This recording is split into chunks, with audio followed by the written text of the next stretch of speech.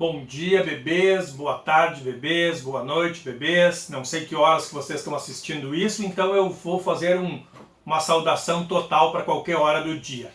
Gente, vamos dar continuidade hoje ao nosso conteúdo de história, que a gente vem trabalhando desde o começo do ano. Então, para a história, agora nós estamos trabalhando os reinos da antiguidade. E nós vamos começar a trabalhar hoje o reino mais, como é que eu posso dizer, misterioso da antiguidade, que é o Egito, né? O Antigo Egito. Deixei material para vocês lá no Classroom, tá? Tá tudo lá, tem um PDF lá, 30 e poucos slides, bem detalhado. Vocês podem acompanhar no livro também alguma coisa, mas o material que eu deixei para vocês está mais completo que o livro, tá bem mais esmiuçado, tem muita imagem, tá bem legal, tá? Então vocês acompanham por lá. E eu vou falando para vocês aqui, tá? Abram no celular o vídeo e no computador os slides ou vice-versa para acompanhar as coisas concomitantemente, tá bom? Bueno, vamos lá. O Egito Antigo, né, o Antigo Egito, se situa onde hoje é o país Egito, né, no norte da África, na verdade no nordeste da África, e teve como principal veículo, vamos dizer assim, civilizatório, o rio Nilo. Né? Civilizações fluviais, tal qual aconteceu na Mesopotâmia, vão acontecer dentro do Egito Antigo. Vocês podem escutar aí ao fundo, né? Nós estamos em casa, então as crianças estão brincando. Agora são 1 da tarde, eles estão a milhão com a energia do almoço, tá? Voltando ao rio Nilo e ao Egito, galera. Tal qual na Mesopotâmia, que os reinos da antiguidade por lá se formaram ao redor do rio Tigre e do rio Eufrates, o Egito também vai ter como principal base do seu processo civilizatório de formação de cidades o rio Nilo, tá? O rio Nilo. Se a gente for olhar geograficamente, o Egito está na ponta esquerda do crescente fértil. Lembra do crescente fértil? Aquela área que a gente coloca lá, que começa lá no Egito, dá toda a volta para o norte da Síria, desce e vai até o Kuwait, que é o lugar onde nós temos os achados mais antigos, né? Encontramos os achados arqueológicos mais antigos da prática da agricultura. Civilizações fluviais, lembram? Civilizações que crescem então ao redor dos rios, né? Deixei para vocês uma foto de satélite, que vocês vão entender então o que eu estou falando da importância do rio Nilo para essa região, tá? É uma região totalmente desértica. Nós estamos falando de uma região que pouco mais ao sul já começa o deserto do Saara e a oeste começa o deserto da Líbia, né? Uma região extremamente desértica. E o rio Nilo, as margens do rio Nilo vão ser o único lugar, fora os oásis, enfim, onde vai ser possível a prática da agricultura, onde vai ser possível que as comunidades humanas se tornem de nômades, lembra dos nômades que não tinham residência fixa, para sedentários, né? Para pessoas que ficam num só lugar, principalmente praticando a agricultura. Às margens do rio Nilo, as comunidades vão começar a se fixar, vão montar aldeias, e essas aldeias também vão começar a se unir umas às outras, formando o que nós chamamos de nomos lá no Egito. O que eram os nomos? Eram similares às cidades-estado, só que não tinham a mesma configuração física. Cidades-estado são cidades muradas, os nomos eram mais aldeias confederadas, ali algumas maiores, outras menores, que se organizaram de forma independente por toda a extensão do Nilo, desde o Baixo Egito, onde o Nilo deságua no Mediterrâneo, subindo o rio até o Alto Egito, né, que já é no que hoje é o Sudão, e subindo até as montanhas da Etiópia, por um lado, e descendo até o Lago Vitória, onde nasce o rio Nilo. Falar um pouquinho do rio Nilo. O rio Nilo é o maior rio em extensão do planeta. Ai, professor, mas não é o Amazonas? Não, o Amazonas é o maior rio em volume d'água. Tá? Não há outro rio no planeta que despeje tanta água doce no mar quanto o rio Amazonas. Certo? É um rio que percorre também uma grande distância, mas o maior em extensão é o rio Nilo, que nasce lá no Lago Vitória, lá no centro da África, e corre em direção ao mar Mediterrâneo, onde ele vai desaguar em forma de delta. Lembra das aulas de geografia? O que é um delta, uma foz em delta? É quando o rio, antes de desaguar no mar, se divide em vários canais que formam um triângulo, né? Um delta. Também vale para matemática. Certo, gente? Por que o rio é tão importante? Porque as cheias do rio Nilo, com as águas que descem, aí vocês vão me perguntar, como é que o rio enche se é uma região desértica? Seria uma boa pergunta que eu sei que vocês fariam, porque vocês são ótimos. As cheias do rio Nilo são decorrentes das águas que descem por um dos principais afluentes, o Nilo Azul, que descem das montanhas da Etiópia. Então, quando chega ali no deserto, onde é mais plano, aquilo ali enche d'água. E são essas enchentes que vão fertilizar as margens do rio. De que forma? A água sobe, né? Deposita nessas margens uma grande quantidade de material orgânico, de humus, e quando essa água desce, esse material que fica sobre a terra vai fertilizar o solo, e aí tu tem o solo pronto para ser preparado, lavrado, arado, enfim, semeado para a agricultura. Então o Nilo é como se fosse um deus para os antigos egípcios, né? Um deus que então se encorpa e quando ele volta ao curso normal, tu tem a possibilidade de produzir alimento nas suas margens. Certo, gente? Falei para vocês de Alto e Baixo Egito. Bom, o Alto Egito, então, onde tu tem mais no interior da África, né? E o Baixo Egito mais próximo ao Mediterrâneo. Nós vamos ter basicamente duas configurações políticas nesse momento, que são esses nomos do Alto e do Baixo Egito, que se juntam em grupos maiores, né, como se fossem dois pequenos reinos, do Baixo e do Alto. Quem vai unificar essas duas regiões e unificar então o reino, vai ser um rei chamado Menés. Menés, por volta de 3200, ele vai unificar os reinos, tornando então o Egito um estado só. E o Menés vai ser então o cara que vai unificar e ao mesmo tempo se tornar o primeiro faraó, que são os reis do Egito. Lembram? O Egito é governado por um faraó, um semideus. O faraó é tido, não é nem um semi, ele é tido como uma divindade, um filho do sol. Muito parecido com o que os incas tinham aqui na América do Sul com o seu líder, um filho do sol também. Tá?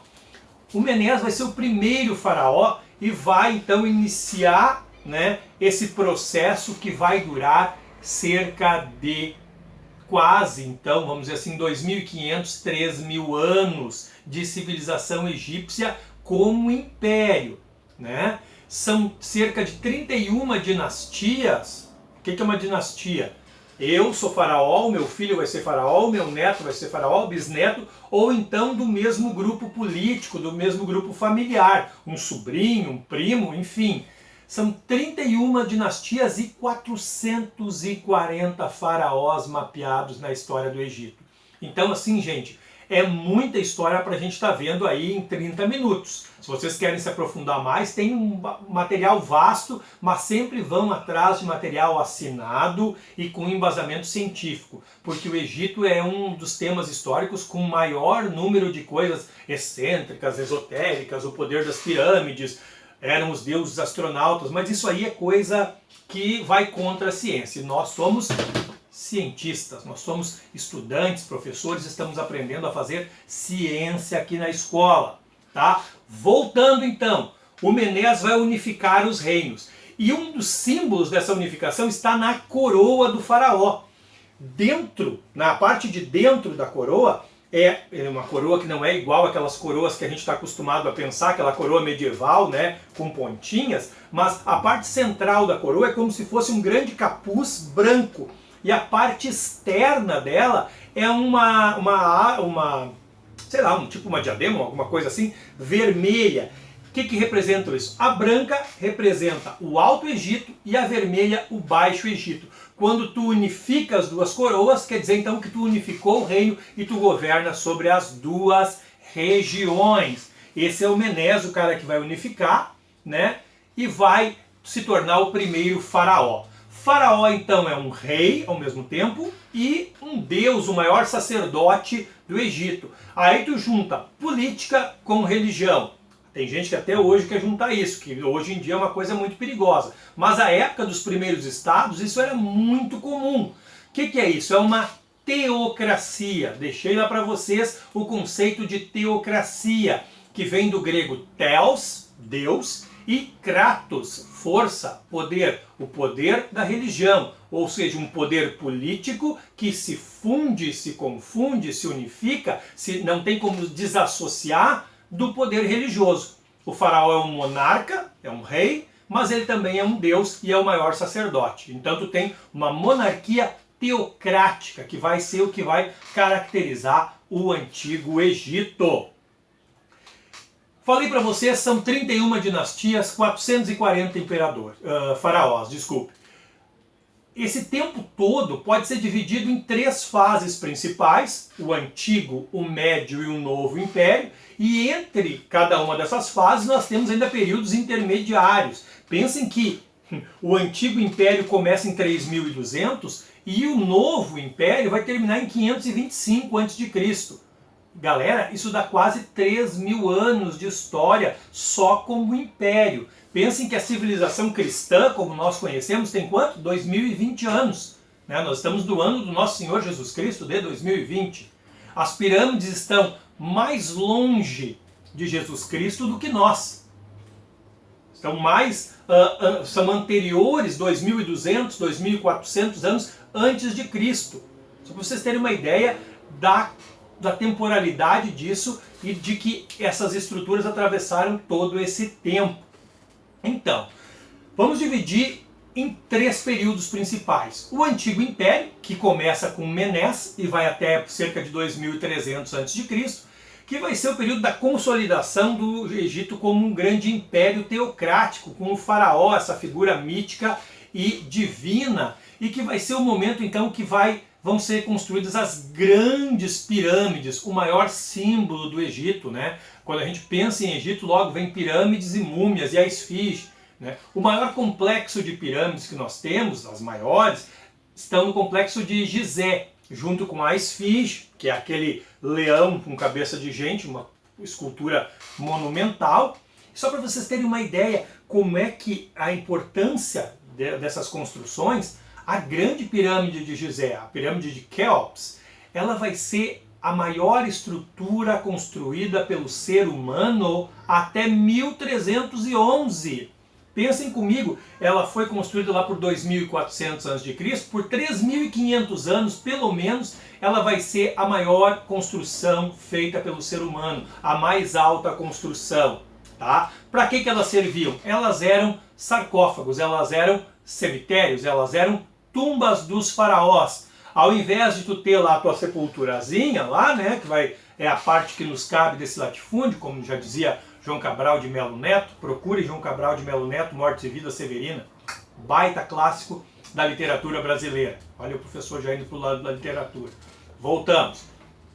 São as sepulturas dos faraós. Gigantescas, enormes, que estão demonstrando o poder que esses caras têm dentro do Egito. O tamanho do faraó. Né? Como é que essas pirâmides surgem? Antes das pirâmides, os reis do Egito, os faraós, eram enterrados em sepulturas chamadas mastabas, que também eram grandes estruturas, né? Mas estruturas mais térreas, né? Retângulos, vamos dizer assim, estruturas retangulares de pedra, que dentro, deixei o mapa para vocês ali também, a figura e o esquema, que dentro dela tu ainda tinha um túnel secreto que descia até a tumba do rei lá embaixo. O cara que vai criar a primeira pirâmide, lá por volta de... Qual é que é mesmo, meu Deus do céu? Qual é que é a data da pirâmide de 2648 aproximadamente, a pirâmide de Djoser, é um cara chamado Imhotep, que é o personagem principal daquele filme da Múmia. É um filme lá de começo dos anos 2000, eu acho, final da década de 90, enfim, que é o filme da Múmia, o Imhotep. Mas o Imhotep, ao invés daquele feiticeiro do filme, ele era um grande engenheiro e arquiteto, ele era um grande construtor. E o Imhotep foi o cara que inovou. Por quê? Qual era a ideia dele quando ele construiu essa primeira pirâmide de Djoser? Fazer mastabas uma sobre a outra, escalonadas, muito parecido com os zigurates lá da Mesopotâmia. Lembram? As pirâmides feitas de tijolos lá da Mesopotâmia, que eram em degraus? Enfim, o Imhotep vai fazer essas pirâmides a partir dessa ideia, uma mastaba sobre a outra. E aí surge essa primeira pirâmide lá, a pirâmide de Djoser, que tem 62 metros de altura e 125 metros de largura, e ela ainda existe desde 2600 e alguma coisa antes de Cristo. Isso dá 4.680 anos, pelo menos? 4.680 anos ela está lá olhando para a gente dizendo assim, vocês vão e eu fico, né? Lá no Egito. Mas então, é no Antigo Império que nós vamos ter essa consolidação das grandes obras, das grandes pirâmides que são a marca registrada do Egito. O Médio Império começa em 2000 a.C., ou seja, nós vamos ter aí, vou até fazer a colinha aqui, 300 anos entre um período e outro, de um período transitório, intermediário. O que acontece nesse período intermediário? Uma série de secas e baixa produtividade, as cheias irregulares do Nilo, prejudicam o poder do faraó, porque tu tem uma crise alimentar. Se o faraó é um deus, como é que esse deus não está dando conta de alimentar a população? E aí os caras que vivem nos nomos, as principais lideranças, que são chamadas nomarcas, não monarcas, não confunda com monarquia, mas nomarcas, os caras que mandam nos nomos, que são essas regiões que a gente falou antes, eles vão tomar um poder maior e vão ficar ali disputando poder entre eles e tal. Por 300 anos a gente vai ter uma descentralização do poder. Lá por volta do ano 2000 a.C., ou seja, 4.020 anos atrás, um faraó chamado Mentuhotep II, olha que nome bonito, pegou o bebê no colo e disse, o nome dele vai ser Mentuhotep, que beleza. Ele vai conseguir derrotar os nomarcas e retomar a centralização do poder nas mãos do faraó. Tá? Os faraós que seguem então Mentuhotep vão ter de novo esse poder centralizado nas suas mãos. Acontece que esses faraós vão ter um problema muito grande pela frente, que os mesopotâmicos já tinham tido lá quando a gente viu na aula anterior. Os Hicsos, esse povo que desce da região da Turquia e vem conquistando tudo que tem adiante. Eles derrotam os egípcios, conquistam toda a parte do Baixo Egito, a parte do Alto Egito ainda fica mais autônoma, tá? Mas eles vão governar ali por alguns séculos. Durante esse período, por exemplo, os hebreus, lembram os hebreus da Bíblia, do Velho Testamento? Eles vão para o Egito em busca de melhores vidas, né? Melhor vida, eles estão atrás de uma condição de vida melhor. E eles vão a partir de José e tal, está lá no Velho Testamento, e se estabelecem ali. Acontece que os egípcios começam a se reorganizar lá no Alto Egito e vão expulsando os Hicsos gradativamente. Aprendem a guerrear com os Hicsos. Lembram que eu falei para vocês que os Hicsos eram uma grande potência militar? Pois é, os egípcios também se apropriam dessa tecnologia militar e vão empurrando os Hicsos para longe. Aí vem um problema bem sério para os hebreus. Por quê? Quando os egípcios expulsam os Hicsos, eles olham e dizem, já lá nessa outra parte, que é o novo império, olham para os hebreus e dizem, vocês eram amiguinhos dos invasores, então a gente vai dar um jeito em vocês. E escravizam os hebreus. E aí tu tem a resistência dos hebreus e a fuga do Egito, então liderada pelo Moisés, que tem toda essa história bíblica que ele atravessaria, então o Mar Vermelho que se abriria ao seu comando, e quando todos os hebreus tivessem atravessado em segurança, o mar fecharia e afogaria todas as tropas egípcias que os perseguiam. O Velho Testamento sempre é um livro bastante cruel, bastante assim com muita mortandade, tá? Mas durante o Médio Império, a gente vai encontrar, como eu deixei para vocês lá no material, algumas inscrições, né, pinturas hieroglíficas lá na parede das tumbas, enfim, dos templos egípcios, contando a vinda de um povo asiático para a região do Egito, provavelmente os hebreus.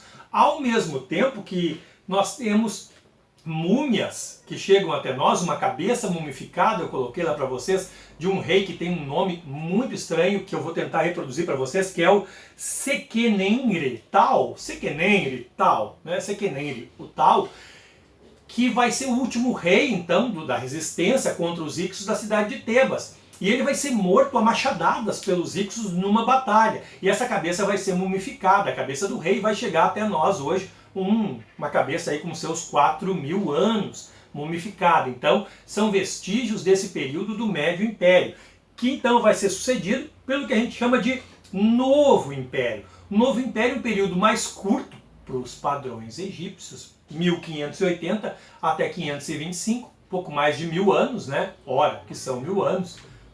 Os caras, nós estamos falando de padrões egípcios de cronologia, né, gente? É uma civilização com quase 4.000 anos, ininterruptos de civilização.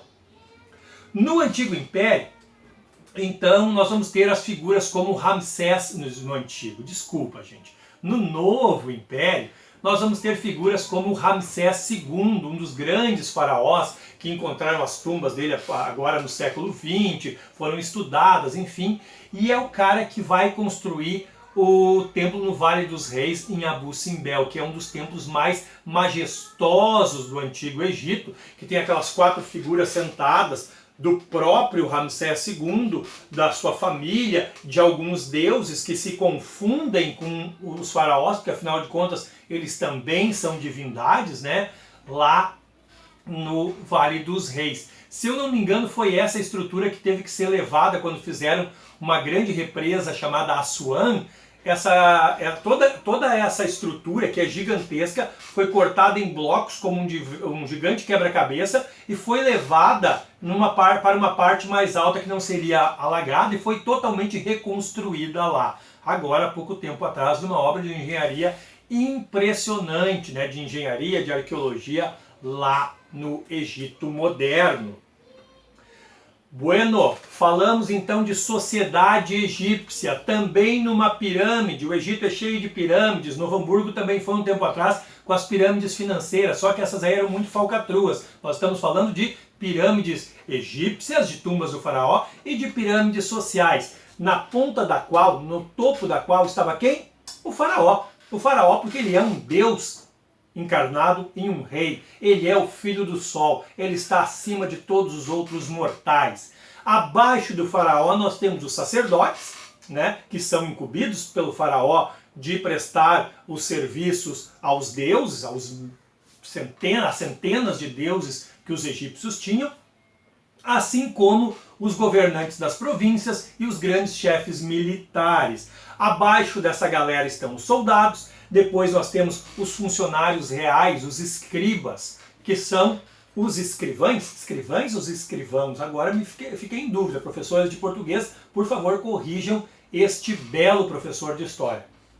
Beleza, né?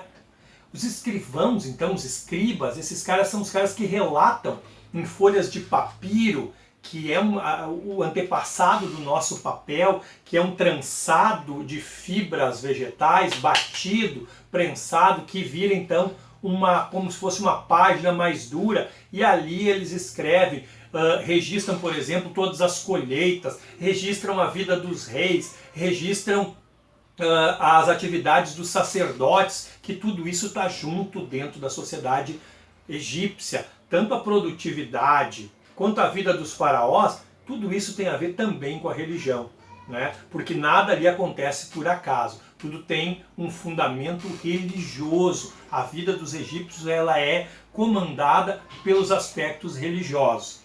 Abaixo então nós temos os mercadores, os trabalhadores especializados, por exemplo os escultores e os embalsamadores, os caras que são os especialistas em mumificar corpos, né? Que beleza!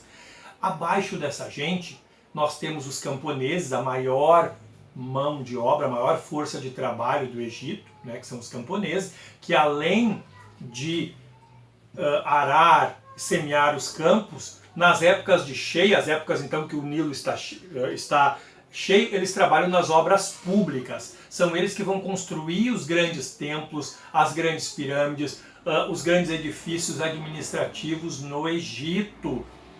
Normalmente se tinha como fato que foram os escravos que construíram. Estudos mais modernos, como o do artigo que eu deixei para vocês lá, que é um artigo científico, mas de fácil leitura, muito boa leitura por sinal, que é de uma arqueóloga brasileira, especialista em Egito, essas pesquisas revelaram que as pirâmides, por exemplo, todas essas grandes obras foram feitas por trabalhadores livres, né, que tinham essa incumbência dentro desse estado que a gente chama que está inserido num modo de produção asiático, né, num modelo econômico chamado modo de produção asiático, em que tudo que existe no Egito pertence a quem? Ao faraó. O faraó é dono de tudo, e ele que comanda todos os serviços, e ele que determina quando se planta, quando se colhe, e ele que determina o que vai ser construído. E aí, em troca, essa população recebe aquilo que ela necessita dentro das possibilidades do Estado egípcio, tá? E abaixo, então, dessa galera, lá na base, nós temos os escravos, que não eram, então, um grande número, né? Os gregos e os romanos, sim, vão ter muitos escravos, os romanos principalmente, mas dentro da sociedade egípcia, eles não eram num número tão grande. A escrita egípcia, então, ela é fantástica, é um assunto à parte, né? Como eu disse para vocês, a gente poderia falar uma semana a respeito de Egito aqui. Quando vocês entregam aqueles trabalhos e o professor olha e pensa, mas o que é isso aqui? Parece que escreveu em hieróglifos. Nós estamos falando da escrita egípcia, que é uma escrita extremamente complexa, formada por imagens, né, representações humanas, representações de animais, representações de plantas, que junto com sinais fonéticos remetem a palavras ou até mesmo expressões. O que são sinais fonéticos? São símbolos que reproduzem, que simbolizam um fonema. Se eu fizer isso aqui, vocês vão olhar e dizer, é isso é um sinal fonético, é uma letra. Então, ali tu tem letras misturadas com imagens de uma maneira esteticamente muito particular, porque como nós estamos acostumados numa escrita linear, com as letrinhas uma depois da outra, para a gente é muito difícil entender a escrita egípcia, porque, primeiro, vai de que lado para que lado, né? A nossa escrita é da esquerda para a direita, a escrita judaica é da direita para a esquerda. E os hieróglifos? Os hieróglifos são lidos para onde as figuras estão apontando. Se lá está o carinha assim, é da direita para a esquerda. Se está assim, é da esquerda para a direita. Vai muito para onde as figuras estão apontando. Não existe um padrão. E dentro dessa direção, elas são divididas como se fossem pequenos quadrados, em pequenos retângulos.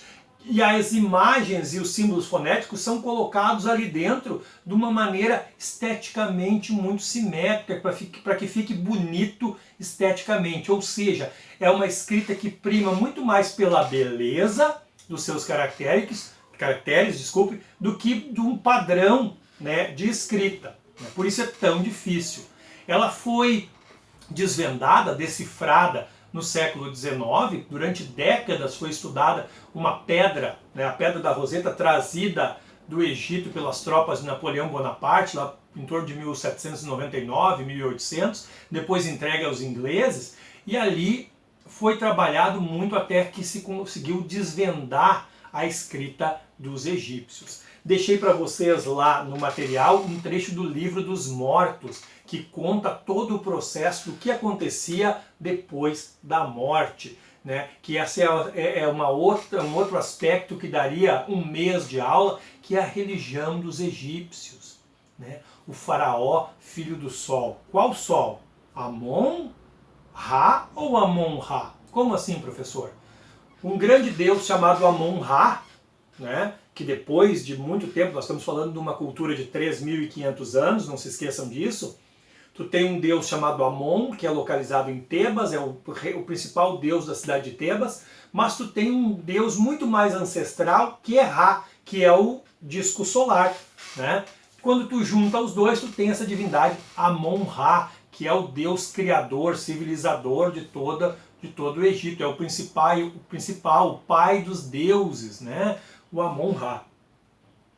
Ao mesmo tempo, tu tem centenas de outros deuses para todas as atividades. E a gente brinca que, a gente fala que os deuses egípcios, eles podem ser antropomórficos, zoomórficos ou zooantropomórficos. Uau, que dificuldade, né? O que é isso? É em relação à forma desses deuses, como se retratam esses deuses. Antropomórficos, antropo, ser humano, mórficos, forma, em forma de ser humano. Zoomórficos, zoo, animal, mórfico, em forma de animais. Os gatos, por exemplo, eram tidos, né, como deuses. Tu tem outros deuses que tem, o deus hipopótamo, por exemplo, né? Ou então zooantropomórficos. Aí a coisa complica. Animal, zoo, homem, né, ser humano, antropomórficos. Formato que mistura as duas coisas. Isso é o mais comum. Corpo de humano com cabeça de animal. Por exemplo, o Anubis, que tem a cabeça de um chacal, uma espécie de lobo, né, vai ser o deus que é o guardião dos cemitérios, das necrópolis, né? Vai ser quem vai embalsamar o deus Osíris. Osíris, por sinal, vai ser o cara que vai dar o teu carimbo para a vida eterna ou não. O julgamento de Osíris, o julgamento feito por esse Deus, que vai determinar se tu segue para o mundo dos mortos ou se tu fica no sofrimento. Como é que ele faz isso? Ele pesa o coração do morto para ver se esse coração é um coração limpo ou é um coração sujo. Se esse coração for um coração sujo, se ele for um coração cheio de máculas, tu não segue adiante. Quem for limpo, querido, legal, que nem eu, por exemplo, que eu provavelmente vou ter isso, né? Eu vou seguir, vou chegar lá, o Osíris vai pesar o meu coração, esse belo coração desse professor, e vai dizer, mas isso é uma beleza de coração. Então ele pode seguir na carruagem de Ra e atravessar o céu para ir até o reino dos mortos. Qual é a carruagem de Ra? Todos os dias de manhã ela nasce e atravessa o céu. É o sol, né? O sol vai nos levar então para o mundo dos mortos. Ou então, né, como não vai ser o meu caso, como vai ser um caso dessas pessoas horrorosas aí que discutem, que discordam da ciência, que diz que não é bem assim, né? E que gostam de dizer, não, mas é a minha opinião, que são pessoas horrorosas, né? Mas vamos dizer assim, não, esse cara tem o coração cheio de máculas, cheio de ódio, cheio de raiva, ele vai para o mundo das profundezas, para a danação eterna. A vida após a morte é muito importante para os egípcios. Tanto que eles acreditam que a alma, para a alma ter um sucesso na vida após a morte, o corpo, né, este veículo que nós temos durante a vida, também tem que estar bem preservado. Por isso a mumificação, processos avançados de mumificação que permitiram que as múmias cheguem até os nossos dias, até os dias de hoje, né, extremamente bem preservadas. Tu tem processos que vão desde os processos reservados ao faraó de mumificação até a mumificação natural das pessoas mais pobres, que eram enterradas na areia ou apodreciam, né, ali como acontece com o material orgânico, ou por conta de ser enterrado num solo desértico extremamente seco, vai ter um processo de mumificação natural e ela vai virar um charquezinho, uma carne seca e vai ficar ali naturalmente mumificada. O que não acontecia, é claro, com os faraós, com os grandes funcionários do reino, com os grandes sacerdotes. Esses passavam por um processo caro de mumificação, em que os órgãos eram retirados, colocados em potes cerâmicos, selados com cera em cima, e ao redor desses potes se escreviam orações fúnebres, né?